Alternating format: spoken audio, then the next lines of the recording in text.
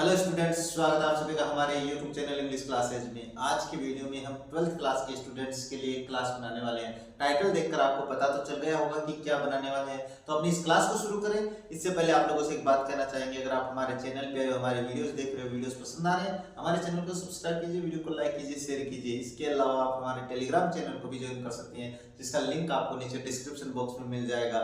ज्यादा समय नहीं लेते, शुरू करते हैं अपने आज की क्लास। ये रहा आपके सामने आपका पहला पेपर। अब ये जो क्वेश्चंस है वो मैंने बोर्ड के द्वारा जारी किए गए मॉडल पेपर से लिखे हैं। इसके बाद में जो मैंने तैयार किए वो उसके बाद में सॉल्व करेंगे। तो आपकी जो पहला क्वेश्चन आएगा वो आएगा जॉइन द सेंटेंस। और सेंटेंस किस तरीके से जोड़ना है, जो उनके लास्ट में दिया हुआ है आपको उसका यूज करते हुए वाक्य को जोड़ना है। तो पहला जो वाक्य है इसको अपन जोड़ते हैं, और पहला वाला वाक्य है वो किससे जोड़ना है, आपको हुज से जोड़ना है। तो जब दो वाक्य, अगर आप लोगों ने मेरी क्लास देखी तो मैंने बताया था, जब दो वाक्य हुज से जोड़ने हो, जब दो वाक्य हुज से जोड़ने हो तो बाद वाले वाक्य में कोई ना कोई रिलेटिव वर्ड होगा। जैसे इसमें फादर है और उससे पहले कोई पजेसिव फर्स्ट होगा, भाई पजेसिव फर्स्ट होगा। अब आपको देखना क्या है कि वो जो पजेसिव फर्स्ट है और वो जो रिलेटिव वर्ड है वो किसका है, किससे संबंधित है। तो वो इस लड़के से संबंधित है। अगर वो लड़के से संबंधित है तो आपको हुज का प्रयोग इस लड़के के बाद में ही करना है। तो रिलेटिव प्रोनाउन का प्रयोग हमेशा उस नाउन के बाद में होता है जिसके लिए वो यूज होती है। तो इस बच्चे के, इस लड़के के लिए हो रही है, तो मैंने लिख दिया द बॉय हुज। अब बाद वाले वाक्य में जो पजेसिव फर्स्ट आया है उसको तो हटा देंगे, तो ये रहा पजेसिव फर्स्ट। और उसके बाद में जो रिलेटिव वर्ड है, अब ये रिलेटिव वर्ड इसमें तो फादर दे रखा है, यहाँ पे ब्रदर हो सकता है, मदर हो सकता है, नेबर हो सकता है, फ्रेंड हो सकता है। अब ये लिखेंगे तो डेट लास्ट ईयर, यानी पहले बाद वाला वाक्य कंप्लीट करेंगे। अब पहले वाले वाक्य में से जो बच गया अपन वो बाद में लिख देंगे, तो हो जाएगा नीड हेल्प, और आपका वाक्य हो गया कंप्लीट। बिल्कुल इसी तरीके से आपको एग्जांपल करने हैं। नेक्स्ट आते हैं ये नेक्स्ट एग्जांपल है the man was a shopkeeper, I help the man, और इसको आपको हुम से जोड़ना है। तो मैंने बिल्कुल आसानी से बताया था, अगर दो वाक्य हुम से जोड़ने हो तो बाद वाले वाक्य का आपको ऑब्जेक्ट देखना है। अब ऑब्जेक्ट क्या है, द मैन। वो तो जो द मैन है यानी वो जो ऑब्जेक्ट है वो पहले वाले वाक्य में किसके लिए आया है, तो इसमें भी द मैन दे रखा है। मैं आगे अपनी क्लास में अपने ऐसे दोनों सेम नहीं करेंगे, देखो आप लोग। फिर द मेन है तो आपको हुम का प्रयोग द मेन के बाद में करना है, तो द मेन हो गया। इसके बाद में आपको हुम लगाना है, तो मैंने यहाँ पे हुम कर दिया। अब बाद वाले वाक्य का ऑब्जेक्ट छोड़ते हुए पहले बाद वाला वाक्य लिखना है, ये बात हमेशा ध्यान में रखना। हेल्प, अब जो इसमें हुम आई हेल्प लिख दिया, बाद वाला वाक्य कंप्लीट हो गया। अब पहले वाले वाक्य में जो बचा है वो अपन यहाँ पे लिख देते हैं, वाज ए शॉपकीपर। इसका मतलब होता है वह आदमी में हुम आई हेल्प, यानी व्यक्ति जिसकी मैंने सहायता की एक दुकानदार था। तो ये हो गया अपने पास कॉम्प्लेक्स सेंटेंस। ये अपनी डिटेल की बात है, वो अपनी क्लास में देख रहे हैं।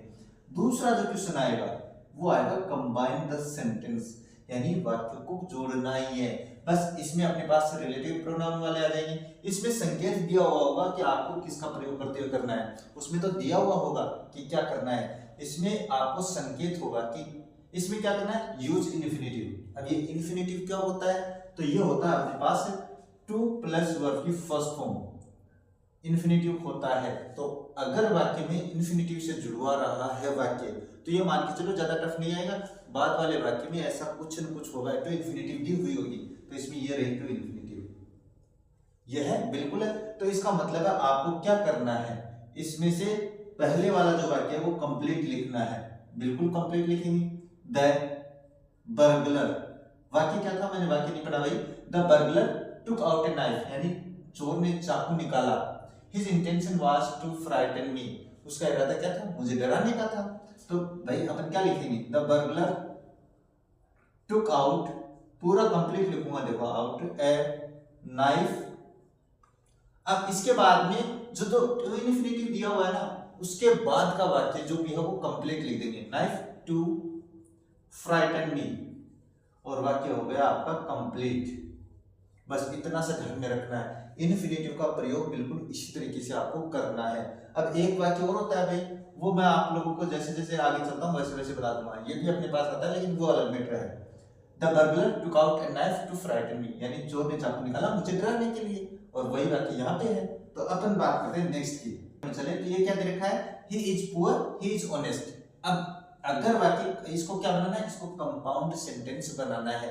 और बात करें अपनी क्लास की तो कंपाउंड सेंटेंस बना रहे हैं, और अगर दोनों वाक्य विरोधाभासी हैं किस तरीके से, ही इज पुअर गरीब है, ही इज ऑनेस्ट लेकिन ईमानदार है, तो विरोधाभासी कंजक्शन आप लोगों के पास क्या है, बट और येट, ये दोनों कंजक्शन विरोधाभासी होते हैं। तो आप इन दोनों का प्रयोग करते हुए इस वाक्य को कंप्लीट कर सकते हैं, और आपके एग्जाम में बिल्कुल ऐसा एग्जांपल मिल जाएगा। ही इज पुअर ये तो नहीं मिलेगा लेकिन विरोधाभासी वाला जरूर मिलेगा। तो यहाँ पे आप बट का प्रयोग कर सकते हो, येट का प्रयोग कर सकते हो, और बाद वाला वाक्य क्या करना है, कंप्लीट लिख देना है, और इस तरीके से आपका वाक्य कंप्लीट हो जाएगा। अब बात करते हैं नेक्स्ट क्वेश्चन में। नेक्स्ट क्वेश्चन दे रखा है फिल कंजक्शन, यानी आपको केवल स्पेस में कंजक्शन भरने हैं, 2 कंजक्शन दिए हुए होंगे उनमें से एक भरना है। अब आप लोगों को इसको देखते हुए भरना है भाई, बिल्कुल ध्यान में रखना, बहुत आसान क्वेश्चन है, ये तो गलत होना ही नहीं चाहिए आप लोगों का। ही इज वेरी ओल्ड, वह बहुत बूढ़ा है। ही एंजॉयज गुड हेल्थ, तो वह बहुत ही अच्छा स्वास्थ्य एंजॉय करता है, आनंद लेता है। तो इन दोनों में से जबकि और यहाँ पे ऑल्दो, तो यहाँ पे आपको अगर विरोधाभास जता रहा है, कोई विरोध आ रहा है दोनों चीजों में, तो ऑल्दो का प्रयोग किया जाता है। ऑल्दो का मतलब यद्यपि, तो यहाँ पे आपको ऑल्दो का प्रयोग करना है। किस तरीके से, यद्यपि वह बहुत बूढ़ा है फिर भी वह अच्छा स्वास्थ्य का आनंद लेता है। इस तरीके से आपको अपना वाक्य कंप्लीट करना है। नेक्स्ट आता है गेट मी स्पेस कॉफी और टी। अब इसका प्रयोग और इसका प्रयोग ये तो बहुत आसान दे रखे हैं। मैंने जो मॉडल पेपर बनाया उसमें देखना आप लोग बहुत टफ बनाए हैं और बिल्कुल एग्जाम में आने वाले बनाए हैं। तो यहाँ पे आप आइदर और ट्रू और टू का प्रयोग, तो ट्रू और टू का प्रयोग कहाँ पे होगा वो अपने आगे एग्जाम्पल में देख लेंगे। आइदर और बता देते हैं, जब 2 चीजों में से चयन करना होता है, तो मैंने अल्टरनेटिव कंजक्शंस की क्लास बना रखी है। अगर 2 चीजों का अपने में से 2 में से एक का चयन करना हो, वहां पे अपन आइदर और का प्रयोग करते हैं। कैसे, गेट मी आइदर कॉफी, इधर बोलते हैं भाई, कहीं आप देखो सर गलत बोल रहे हैं, गेट मी इधर कॉफी और टी, तो इसका मतलब होता है या तो मुझे तुम कॉफी दो या मुझे तुम चाय दो। तो दोनों में से चयन करने के लिए आपको आइदर इधर और का प्रयोग करना होता है। बात करते हैं नेक्स्ट क्वेश्चन की। नेक्स्ट क्वेश्चन आएगा करेक्ट फ्रेजल वर्ब। आपको आपके ऑप्शंस में दिया हुआ होगा ब्रैकेट में कि दो ऑप्शंस होंगे, उनमें से एक सही फ्रेजल वर्ब का प्रयोग करना है। इसके लिए मैं आप लोगों को कोई नियम नहीं बताऊंगा भाई, इसके लिए आपको खुद को याद करना है। और इसमें सबसे पहले आते हैं कि पहले ये सवाल करवाते हैं, कोरोना एपिडेमिक, यानी अपने पास कोरोना महामारी, देयर 3 years ago, 3 साल पहले, इसका मतलब 3 साल पहले कोरोना फैल गई थी। अब इन दोनों में से ये है ब्रेकआउट की सेकंड फॉर्म, ये है ब्रेक विथ की सेकंड फॉर्म, यानी ब्रेक की सेकंड फॉर्म है ब्रोक। अब ब्रोक आउट का मतलब होता है फैल जाना, अचानक फैल जाना, और ब्रेक विथ का मतलब किसी से रिश्ता तोड़ लेना, किसी से अलग हो जाना। तो अपने पास बीमारी है वो फैलती है कि रिश्ता तोड़ती है। अब इसका अगर आपको अर्थ आ रहा है तो ही आपका ये सही होगा, इसका मतलब आपको इसे याद करना है। तो यहाँ पे क्या हो जाएगा आपके पास ब्रोक आउट, इसका मतलब कोरोना महामारी है वो 3 साल पहले अचानक फैल गई। ब्रोक आउट का मतलब फैल जाना। अब आते हैं इसमें द फायरमैन मतलब जो आग बुझाने वाला होता है। The fire after 2 hours। अब पुट आउट और पुट आउट और पुट अप का मतलब क्या होता है? पुट अप का मतलब होता है किसी चीज को उठा लेना, जैसे कोई चोर है पीछे से बैग उठा लेता है, वो होता है पुट अप। पुट आउट का मतलब होता है काबू पाना किसी चीज पे, किसी चीज को कंट्रोल कर लेना, पुट आउट होता है। और मैं वही फ्रेजल वर्ब करवाऊंगा जो आप लोगों की एग्जाम में पक्का मिलेगी आप लोगों को। तो इसमें आपको क्या करना होगा, पुट आउट, और ये हो जाता है आपके पास बोर्ड द्वारा जारी किया गया पेपर जो 8 अंक का है। अब शुरू करते हैं मेरे द्वारा बनाए गए मॉडल पेपर। ये रहा आप लोगों के सामने आपका दूसरा मॉडल पेपर जो मैंने तैयार किया। बहुत ही शानदार क्वेश्चन तैयार किए, चाहे आप अपने टीचर से पूछ लेना, चाहे आप कहीं पर भी जाकर पूछ लेना।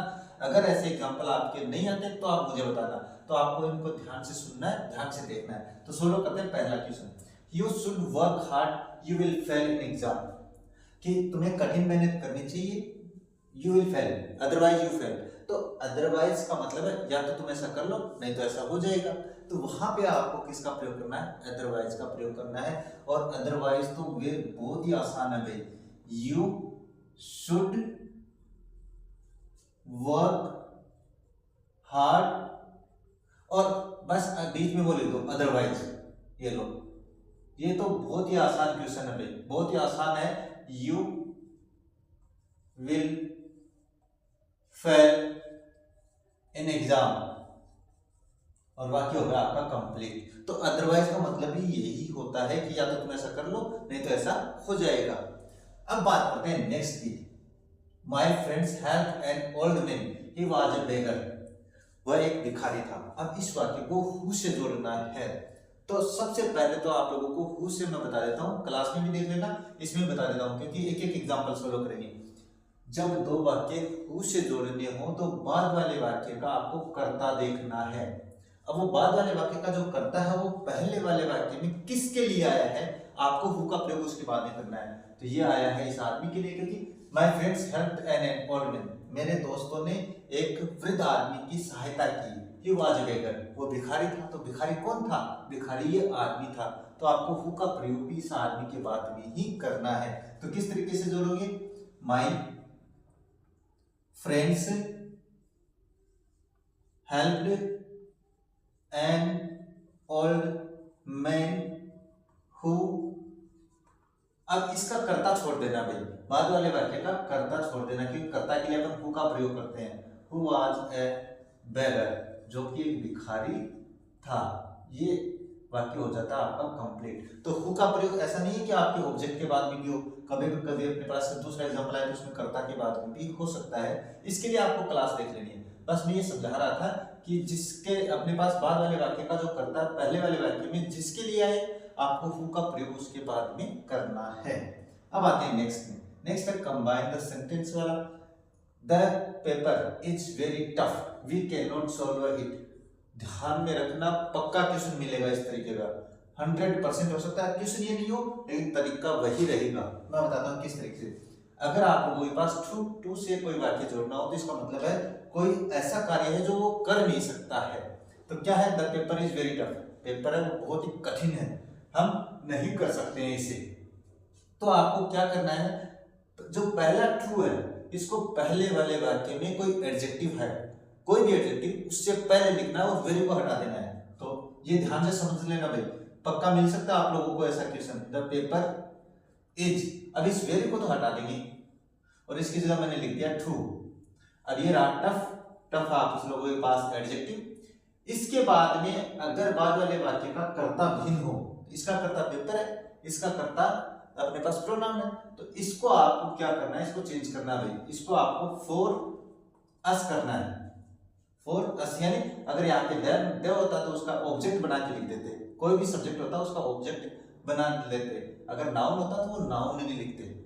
अब इसको छोड़ देते और अपने पास दूसरा जो है ना, ये जो टू, तो मैंने लिख दिया पहला ट्रू वेरी की जगह, उसके बाद में वो एडजेक्टिव लिख दिया। अब इसके बाद में ये ध्यान रखना है इसका, और इसके बाद में आपको टू का प्रयोग करना है बाद वाला, और इसका अपने पास ये नोट के नोट है वो छोड़ देना, और जो आया है वो अपन ऐसा का ऐसा लिख देते हैं और वाक्य हो जाता है आपका कंप्लीट। इस तरीके से ये आपको एग्जांपल है वो समझना है।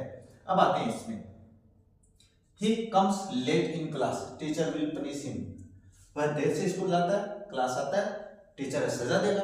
तो इसका मतलब कंडीशन है, और कंडीशन कौन सी है, अगर बाद वाले वाक्य में आपको कंडीशन दे रखी है भाई, कंडीशन जो वाले वाक्य होते हैं वो अपने मैंने कंडीशन की क्लास बना रखी है, वो कॉम्प्लेक्स सेंटेंस ही होते हैं, उसको आप इफ से भी जोड़ सकते हो। और इसके अलावा तो अपन पहले इसको इफ से ही कर देते हैं भाई, क्योंकि अपने पास सिंपल सेंटेंस सा लग रहा है, तो मुझे इफ और कुछ नहीं करना है। इफ ही कम्स लेट, यानी जो प्रेजेंट इंडेफिनिट वाला वाक्य है उससे पहले आपको इफ का प्रयोग करना है, ये ध्यान में रखना है। If he comes late in class, यहां पे कॉमा लगाएंगे, टीचर विल पनिश हिम, और वाक्य हो गया कंप्लीट। यानी अगर वो ऐसा करता है तो ऐसा होगा, उस कंडीशन में आपको वाक्य है वो इफ से जोड़ना है, ये ध्यान में रखना। नेक्स्ट आते हैं फिल कंजक्शन में। कंजक्शन की बात करें, ये कंजक्शन मैंने बहुत ही सोच समझ के लिखे भाई। अब देखो स्पेस, मोना, सीमा, लाइक्स, टी। अब इसमें अपन बोथ एंड का प्रयोग भी कर सकते हैं, नाइदर नॉर का भी प्रयोग कर सकते हैं। क्यों? बोथ यानी दोनों, मोना और सीमा चाय पसंद करती हैं।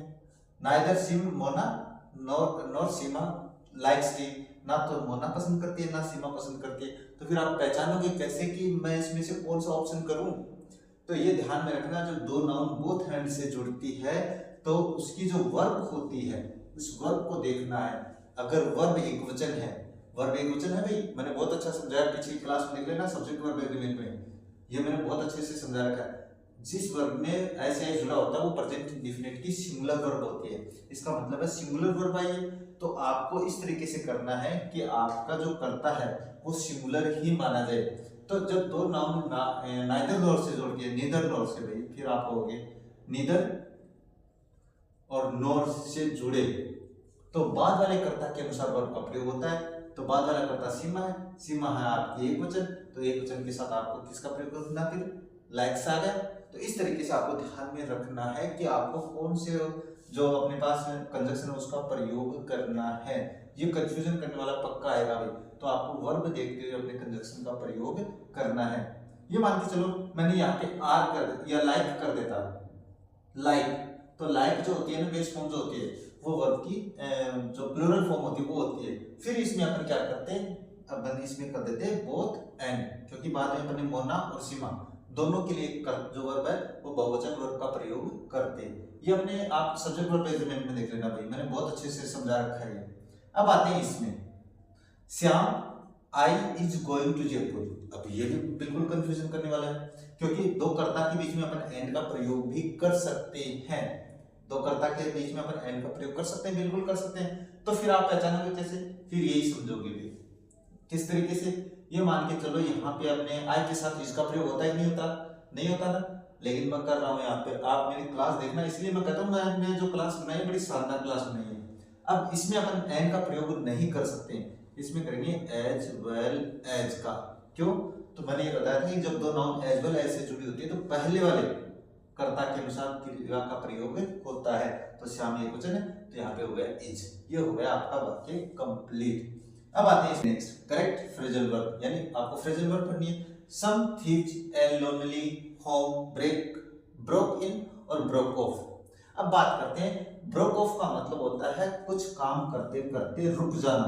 तो ये ध्यान में रखना भाई, यानी रुक जाना, बीच में रुक जाना। जैसे मैं आप लोगों को पढ़ा रहा हूँ तो मैं बीच में रुक गया तो वो हो जाता है ब्रोक ऑफ।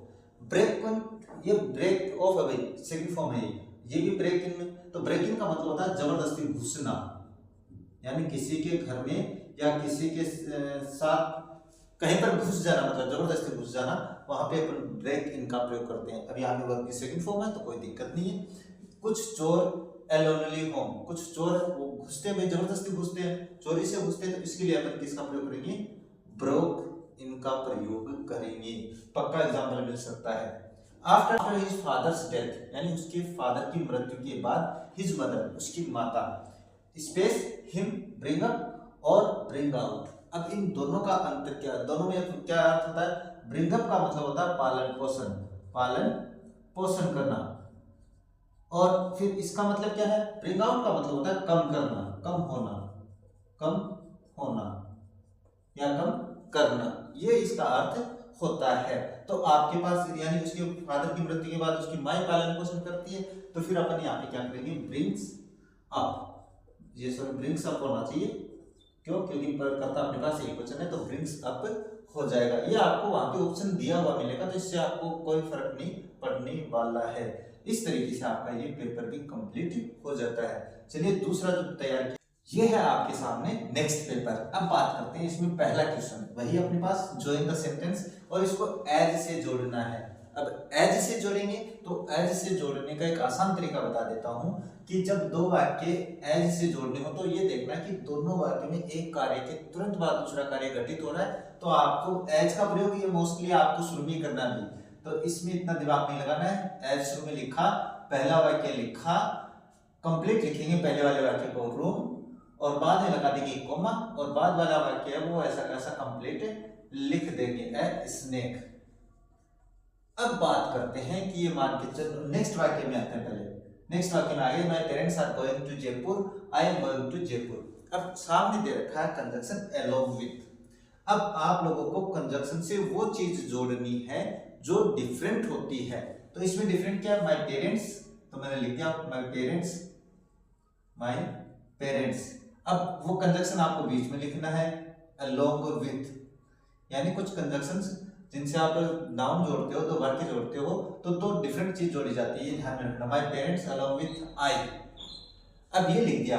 अब इसके बाद में आप वर्ब आर गोइंग करोगे कि एम गोइंग करोगे, तो आपको अलोंग विथ से जब दो कंजंक्शन दो सब्जेक्ट जोड़े जाते हैं तो पहले वाले कर्ता के अनुसार आर का या हेल्पिंग वर्ब का प्रयोग करना है। तो क्या लिखोगे, आर गोइंग टू जयपुर, यानी कहने का मतलब दो डिफरेंट चीजों को जोड़ना है, कर्ता को जोड़ना है। तो अलोंग विथ से जो आप सब्जेक्ट जोड़ते हो तो पहले वाले कर्ता के अनुसार यहाँ पे वर्ब का प्रयोग करना है। आप लोग यहाँ पे एम का प्रयोग करोगे, मुझे डेफिनेट पता है, मुझे लगता है ऐसा, फिर भी अगर आप नहीं करते हो तो बहुत समझदार बच्चे हो आप लोग। अब बात करते हैं नेक्स्ट की। नेक्स्ट क्या है, कंबाइन द सेंटेंस, और इसमें वाक्य दे रखा है the thief saw the police he ran away, यानी चोर ने पुलिस को देखा और वो भाग गया। और आपको इसको सिंपल सेंटेंस बनाना है। तो सिंपल सेंटेंस डिटेल से देखना तो आप मेरी क्लास देख लेना।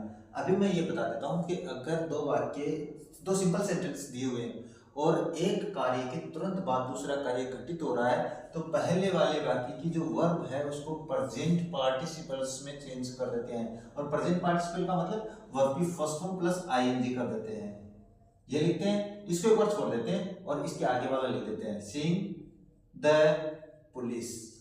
ये इसी पे लागू होता है, एक कार्य के तुरंत बाद दूसरा कार्य घटित होता है, यहाँ पे लगाएंगे कोमा।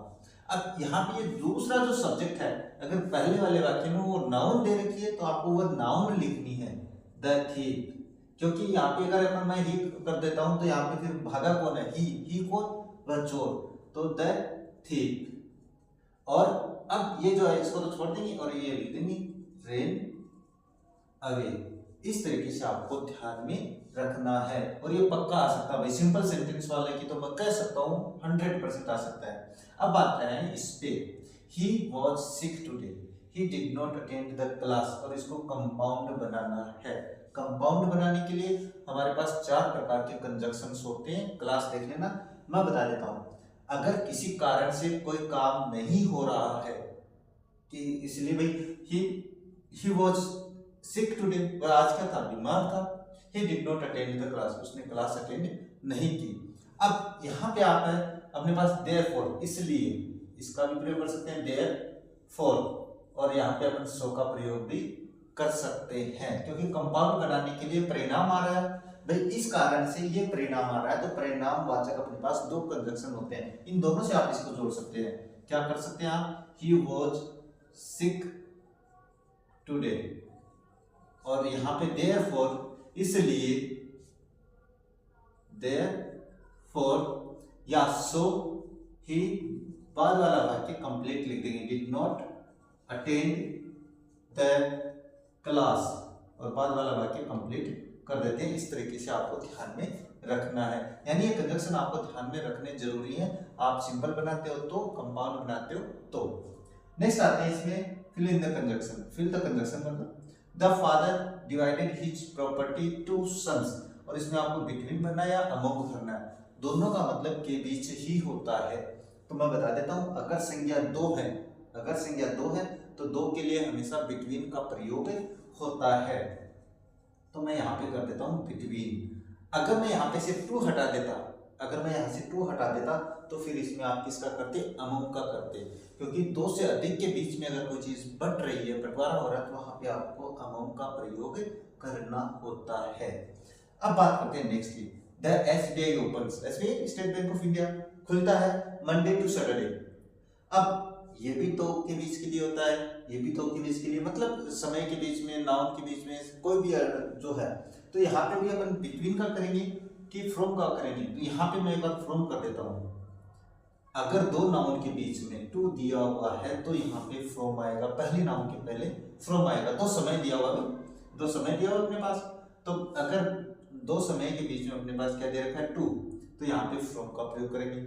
लेकिन अगर यहाँ पे एंड होता, मैं एक ही वाक्य में दो दो चीज समझा रहा हूँ, इसीलिए मैंने कहा था मैं क्लास बहुत शानदार बनाऊंगा। तो यहाँ पे आप फिर बिटवीन का प्रयोग करते हैं, यानी यहाँ पे एंड हुआ तो यहाँ पे बिटवीन, यहाँ पे टू हुआ तो यहाँ पे फ्रॉम का प्रयोग करना है। इस तरीके से आपको अपने एग्जाम्पल संभालने हैं। नेक्स्ट है करेक्ट द फ्रेजल वर्ब। ये मैंने बता दिया, आपको याद करनी है। Last night my car in the middle of the road, यानी पिछली रात्रि को मेरी कार सड़क के बीच में। अब ब्रोक डाउन और ब्रोक विथ, इन दोनों में अंतर क्या है ये मैं बता देता हूँ। ब्रोक डाउन का मतलब होता है खराब हो जाना, ब्रोक विथ का मतलब होता है झगड़ा करना। ब्रोक मतलब ब्रेक की सेकंड फॉर्म, ब्रेक विथ यानी झगड़ा करना किसी के साथ, वो होता है ब्रेक विथ। और ब्रोक डाउन यानी खराब हो गई। तो मेरी जो कार है वो खराब हुई थी भाई, यानी झगड़ा नहीं करती कार, करती थोड़ी है, तो ये हो जाएगा। तो ब्रोक डाउन, ये थोड़ा आपको ध्यान में धैर्य से समझना, बिल्कुल सही होगी, बिल्कुल 8 नंबर का मैटर है ना आप लोगों को।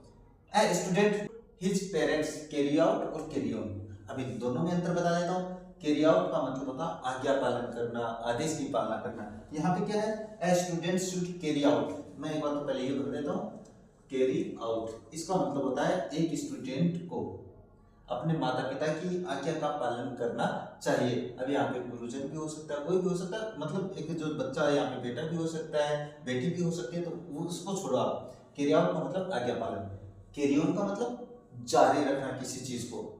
जैसे बारिश के दौरान भी जो मैच वो जारी रहा, तो वहां पे आप क्या करोगे, कैरी ऑन का प्रयोग करोगे।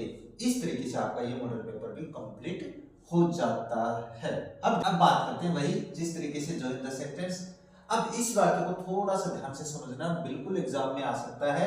क्यों आ सकता है, क्योंकि इससे आप बिल्कुल गलत कर सकते हो। किस तरीके से, द सन रोज, सूरज उगा, द फॉग डिसअपियर्ड, जो धुंध थी वो गायब हो गई, धूप जो लगी थी वो गायब हो गई। अब इसको जोड़ना किससे, नो सूनर देन से जोड़ना है। अब एक बात ध्यान में रखना, जब दो वाक्य नो सूनर देन से जोड़ते हैं तो उसमें इन्वर्जन का प्रयोग होता है। अभी इन्वर्जन क्या होता है, तो कर्ता से पहले क्रिया का प्रयोग करना ही इन्वर्जन कहलाता है। किस तरीके से, तो सबसे पहले तो देखेंगे इसका टेंस कौन सा है। तो सबसे पहले ये जो नो सूनर है ये लिखेंगे, तो मैं यहाँ पे नो सूनर लिख देता हूं, देखो नो सूनर। अब इसके बाद में आपको हेल्पिंग वर्ब का प्रयोग करना होता है। तो हेल्पिंग वर्ब इसके अनुसार क्या आएगी, ये पास्ट इंडेफिनिट का है, तो यहाँ पे मैं कर देता हूँ डिड। अगर यहाँ पे प्रेजेंट इंडेफिनिट होता तो मैं यहाँ पे कर्ता के अनुसार डू या डज में से एक कर देता। अब लिखूंगा मैं अपना कर्ता द सन। ये इन्वर्जन का प्रयोग करना बहुत जरूरी है। अब ये जो वर्ब है ये डिड के साथ वर्ब की फर्स्ट फॉर्म आ जाएगी यहाँ पे तो ये सेकंड फॉर्म थी क्योंकि सिंपल था, सिंपल वाक्य में वर्ब की सेकंड फॉर्म आती है। यहाँ पे मैंने इन्वर्जन का प्रयोग किया, हेल्पिंग वर्ब लिखी और यहाँ पे राइज कर दिया। अब यहाँ पे मैं देन का प्रयोग करूंगा और ये जो फुल स्टॉप लगा इसको हटा दूंगा। इसके बाद में जो बाद वाला वाक्य है बिल्कुल ऐसा कैसा लिख दूंगा, कंप्लीट ऐसा कैसा लिख दूंगा, देन फॉग डिसअपियर्ड। और ऐसा वाक्य बिल्कुल आपके एग्जाम में आ सकता है, 100% चांसेस ऐसे वाक्य के रहते हैं भाई। ऐसे वाक्य को आपको देखते रहना है, समझते रहना है। अब बात करते हैं इसकी, ये लिखा है श्याम वर्क्स हार्ड, सी वर्क्स हार्ड, यानी श्याम भी कठिन मेहनत करता है, वह भी कठिन मेहनत करती है। इसको बोथ हैंड से जोड़ना है। तो जो बीच वाले स्पेस होता है ना, इसको अब आप इसके लिए मत कह देना, जिनके बीच में खाली जगह होती है उसमें पहले डिफरेंट चीज रखी जाती है। तो मैं यहाँ पे बोथ, अब खालिस्तान में मैं श्याम लिखूंगा क्योंकि यही चीज अपने पास चेंज है, श्याम एंड इसके बाद में बाद वाला करता है वो लिख दूंगा सी। अब एक बात ध्यान में रखना है, ये एक वचन था इसलिए वर्ब में ऐसे जुड़ गया। अब बोथ हैंड से जब दो नाउन जुड़ती है तो वो बहुवचन हो जाती है और इसके साथ बहुवचन वर्ब का ही प्रयोग करते हैं, तो इसमें से ऐसे यस हट जाएगा और वाक्य हो जाएगा कंप्लीट। ये जो वर्ब की गलती है वो आपको अगर समझनी है, आप सब्जेक्ट वर्ब एग्रीमेंट की क्लास देख लेना, ज्यादा बड़ी भी नहीं है और बिल्कुल आसान है, आसानी से समझाया आप लोगों को। बात करते हैं इसकी कंबाइन द सेंटेंस। अब इसको क्या है, कॉम्प्लेक्स बनाना भी। अब एक बात ध्यान में रखना, मोना इज इंटेलिजेंट, मोना बुद्धिमान है। सोना सोना इज नॉट इक्वली इंटेलिजेंट, इसका मतलब है कि मोना है वो उससे ज्यादा है, तो फिर इसमें आपको डिग्रीज का प्रयोग करते हुए करना है। तो क्या हो जाएगा इसका प्रयोग, अगर एक से कोई दूसरी ज्यादा है तो उसमें आप कंपैरेटिव डिग्री का प्रयोग करते हैं। तो मैं इसको बनाऊंगा मोना इज मोर इंटेलिजेंट और मोर के बाद में हमेशा देन का प्रयोग होता है। देन सोना, अब इसमें इसका प्रयोग भी कर सकते हो, नहीं भी कर सकते हो, कोई दिक्कत नहीं है। अब इसको आप लोग छोड़ देंगे तो बाकी हो जाएगा आपका यहीं पे कंप्लीट। इस तरीके से आपको अगर कोई एक की दो की तुलना हो रही है और उसमें से एक ज्यादा है तो आपको बिल्कुल वैसे ही करना है, कंपैरेटिव डिग्री का प्रयोग करते हुए उसके बाद देन का प्रयोग करना है और आपको आगे वाला वाक्य उसका सब्जेक्ट और हेल्पिंग वर्ब लिख देनी है। ये अपने पास दो की कंपैरिजन में बात करते हैं ये, और इसको बनाना है सिंपल। बड़ा इंपॉर्टेंट एग्जाम्पल है, इस तरीके का एग्जाम्पल आपको समझना बहुत ज्यादा जरूरी है। क्यों समझना है मैं बता देता हूँ, क्योंकि इसको आपको सिंपल बनाना है। सिंपल का कोई तरीका आपको पता नहीं है। अगर एक वाक्य में कोई दे रखा है नाउन, इसके बारे में इस वाक्य में बता दिया कि भाई शेक्सपियर रोट मेनी नॉवेल्स, उसने बहुत से नॉवल लिखे। He was a famous novelist. अब वो जो वाक्य है वो किसके बारे में, सिंपल सेंटेंस कब बनता है, जब जिस वाक्य में एक ही कर्ता और एक ही वर्ब हो। तो आपको क्या करना है, नाउन इन अपोजिशन का प्रयोग, क्योंकि इस वाक्य में इसके बारे में ही तो बताया जा रहा है तो इसके साथ एक नाउन रख देते हैं। उसके बाद देखो मैं बता देता हूँ नाउन इन अपोजिशन का प्रयोग कैसे होता है। शेक्सपियर, अब इसके जस्ट बाद कोमा लगाएंगे और बाद वाले वाक्य में ये तो प्रोनाउन है, जो नाउन है ये ए फेमस नॉवेलिस्ट, तो वो यहां पे मैं लिख दूंगा ए फेमस नॉवेलिस्ट। अब भैया आ गया शेक्सपियर फेमस नॉवेलिस्ट, वाक्य वो कंप्लीट हो गया। इसको यहाँ पे लगा दूंगा कॉमा और यहाँ पे लिख देता हूँ ये वाक्य रोट मैनी नॉवेल्स। ये थोड़ा सा भाई अपने पास स्पेस कम रह गया, लेकिन फिर भी समझ गए होंगे आप लोग, मुझे पता है आप लोग समझ गए। अब यहाँ पे देखो शेक्सपियर रोट मैनी नॉवेल्स, इसके बारे में एक बात हो रही है, तो वो जो इसके बारे में बात है, दूसरी जो नाउन है वो उसके पास कोमा लगा कर रखेंगे और दूसरी यहाँ पे कोमा लगाएंगे और पहले वाले वाक्य का जो बच गया वो लिख देंगे ऐसा का ऐसा और वाक्य हो जाएगा आपका कंप्लीट। अब बात करते हैं फिल द कंजंक्शन, यानी कंजंक्शन भरना है। अब इस वाक्य में आप लोगों के पास ये दोनों प्रकार के कंजंक्शन है वो आ सकते हैं। क्यों आ सकते हैं ये मैं समझा रहा हूँ आप लोगों को, आपको समझना है। The tea is hot we can not drink it, चाय गर्म हम पी नहीं सकते। अब अत्यधिक दिखाने के लिए ये भी होता है और ये भी बता करते हैं अपन किस तरीके से। पहले मैं इसमें कर देता हूँ, इसमें करेंगे अपन सो और इसमें करेंगे दैट। अब बात करते हैं इसमें मैं ट्रू और टू का प्रयोग क्यों नहीं कर सकता, क्योंकि इसके बाद में अगर मैं यहाँ पे ट्रू लिख देता हूँ और यहाँ पे ट्रू लिखता हूँ तो इसके बाद में हमेशा वर्ब की फर्स्ट फॉर्म आती है, इसीलिए। जबकि इसमें तो अपने पास क्या रखा है, सब्जेक्ट आ रखा है। तो अगर बाद वाले वाक्य में अपने पास एक एडजेक्टिव दे रखा है और इस कारण से हम दूसरा काम नहीं कर रहे हैं, जैसे वह कमजोर है कि वह जीत नहीं सकता, तो यहाँ पे अगर वो अपने पास क्या रखा है, वह आ रखा है, तो यहाँ पे सो और यहाँ पे दैट का ही प्रयोग होता है। मतलब ये ध्यान रखना है कि अगर ट्रू और टू का प्रयोग करवाएगा तो यहाँ पे वर्ब की फर्स्ट फॉर्म दी हुई होगी आप लोगों को। अब बात करते हैं इसकी, Aniket is longer any other boys in class. अब इसमें ए जाएगा देन आएगा, तो देन अपने पास कंपैरिजन करने के लिए देन का प्रयोग होता है। अगर अपने पास क्या रखी है, कंपैरेटिव डिग्री जिसके अंत में ईआर लग जाता है तो उसके साथ हमेशा देन का प्रयोग होता है।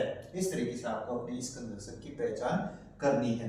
अब बात करते हैं करेक्ट फ्रेजल वर्ब की। अब फ्रेजल वर्ब कैसे, an accident near my home came about और केम अक्रॉस।